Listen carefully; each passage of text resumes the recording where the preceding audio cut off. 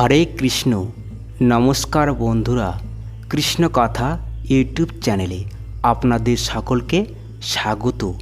Saudi আরবের Mecca Medina এমন একটি জায়গা যেখানে হিন্দুরা প্রবেশ করতে পারে না।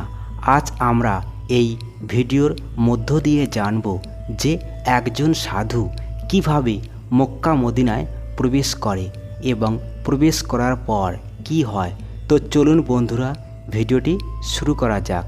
বন্ধুরা, এই ঘটনা শুরু হয় এক অন্তরাষ্ট্র কথাবাচক সাধু মহারাজের থেকে, যার নাম আমরা গোপন রেখেছি, কারণ এই সাধুর মনে হয় যদি আমরা ধর্মের রক্ষা করি তাহলে ধর্ম আমাদের রক্ষা করবে।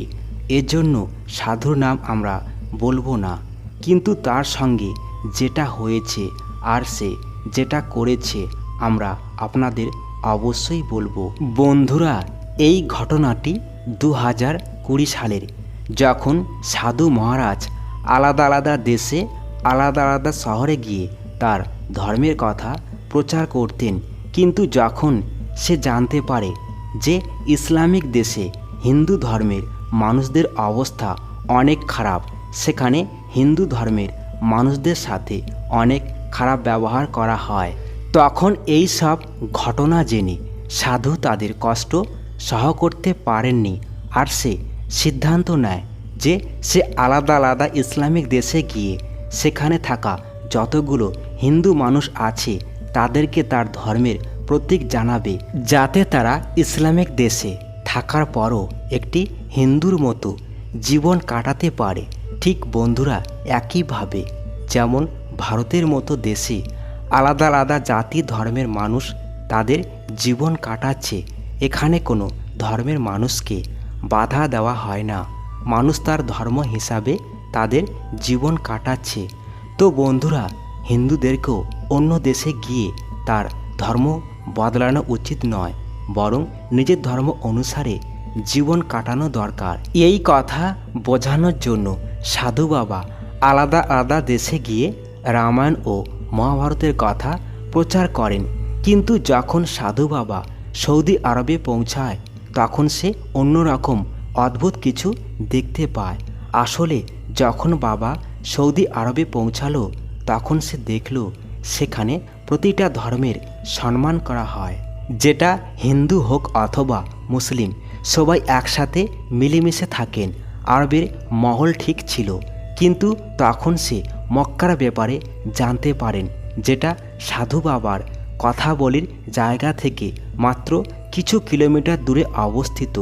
তখন সাধু জানতে পারে মক্কা মদিনা সেই জায়গা যেখানে হিন্দুদের যাওয়া নিষেধ, অর্থাৎ মুসলমান ছাড়া অন্য ধর্মের মানুষ এই জায়গায় যেতে পারে না। তখন সাধু বাবা এই জায়গার ব্যাপারে জানার জন্য বৈদিক সাহিত্যের ইতিহাস পড়েন। সেখানে বলা হয়েছে যে কাঁপাতে থাকা পাথর যাকে ইসলাম ধর্মের মানুষ চুম্বন করেন সেটা কোনো সাধারণ পাথর নয়, আসলে সেটা ভগবান শিবের শিবলিঙ্গ।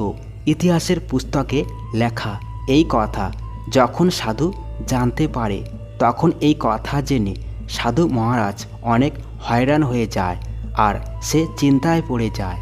যেই স্থানে আমাদের ভগবান শিবের শিবলিঙ্গ আছে সেখানে আমাদেরকে যেতে দেওয়া হচ্ছে না।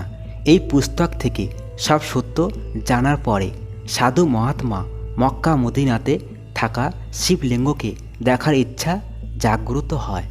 বন্ধুরা, সে চাইতো মক্কার এই শিবলিঙ্গকে সে যেন দেখে আর জানে যে কেন এখানে মুসলমান ছাড়া অন্য ধর্মের মানুষকে প্রবেশ করতে দেওয়া হয় না, আর এই শিবলিঙ্গকে মানুষ এতটা বেশি মানেন কেন।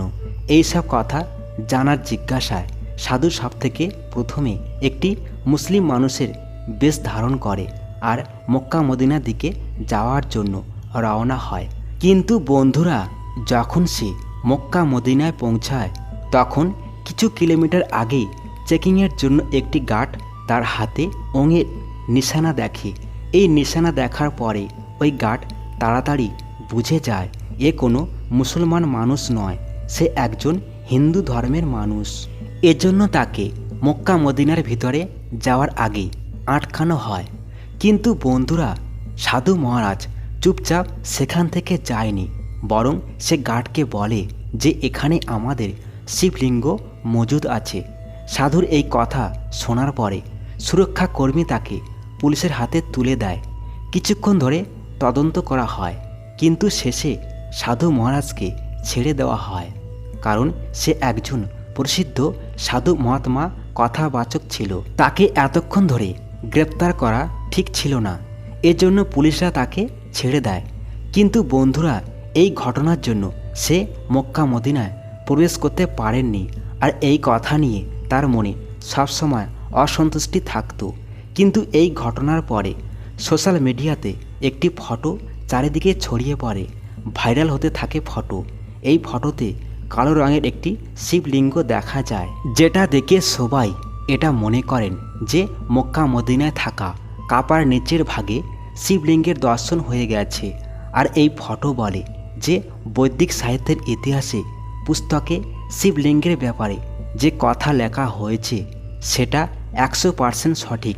কিন্তু এই মামলায় কিছু এমন মানুষও আছেন যারা মনে করেন এটা শিবলিঙ্গ নয়, বরং এটি কাবার একটি কোণা, যাকে রুকমালি আমানি বলা হয়। শুধু এতটুকুই নয়, এই কালো পাথরকে নিয়ে অনেক আলাদা আলাদা কথা বলা হয়েছে, যেটা মানুষদের ভাবতে মজদুর করে দেয় যে শেষে এই পাথরের আসল সত্যটা কী আর কেন এর সম্বন্ধে আলাদা আলাদা কথা প্রচলিত আছে।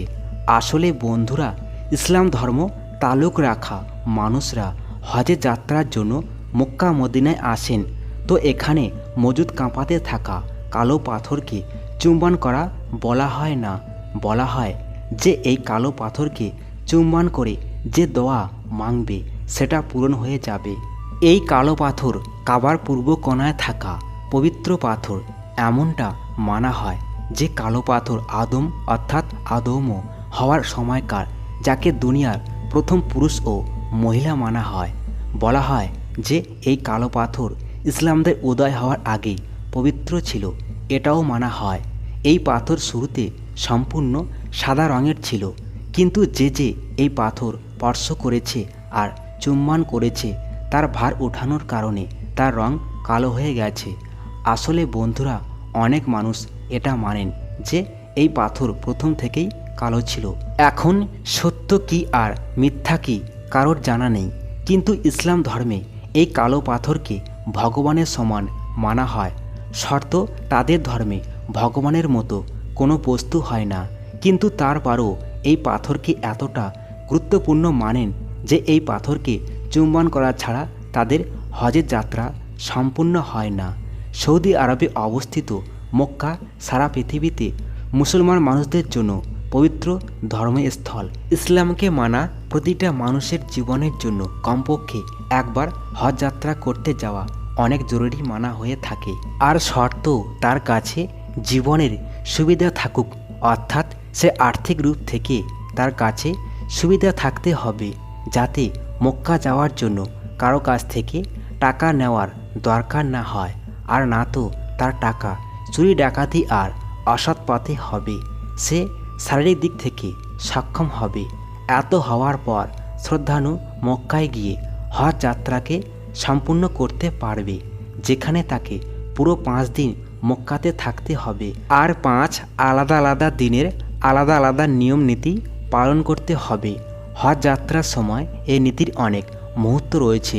তো বন্ধুরা, দেখলেন আপনারা যে কীভাবে কোনো হিন্দু কাবার ভিতরে প্রবেশ করতে চান, তাহলে সে সেখানে যেতে পারবে না, তাকে কোনো না কোনোভাবে আটকে দেওয়া হবে।